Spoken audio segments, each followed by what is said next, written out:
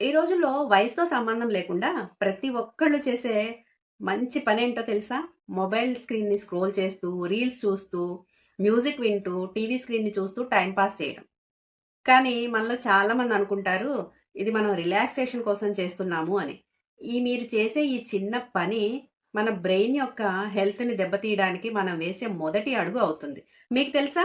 మన బ్రెయిన్‌లో detox mode network అని ఒక ప్రాసెస్ జరుగుతుంది.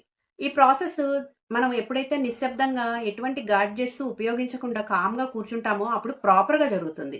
ఈ ప్రాసెస్ ప్రాపర్‌గా జరిగేటప్పుడు మన బ్రెయిన్‌లో ఉన్నటువంటి అసంపూర్ణమైన ఆలోచనలు, భావాలు, తీరని సమస్యలు వంటి వాటన్నింటి మధ్య ఉన్న డాట్స్‌ని కట్ ఆఫ్ చేస్తుంది.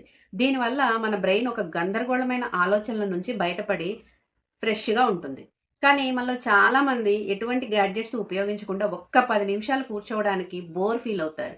దీనివల్ల మన బ్రెయిన్‌లో ఉన్న ఆలోచనలన్నీ అసంపూర్ణంగా ఒక చక్రంలా తిరుగుతూ మనకి అసహనం, కోపం, చిరాకు, ఓవర్ థింకింగ్, డిప్రెషన్‌లోకి పడేస్తాయి.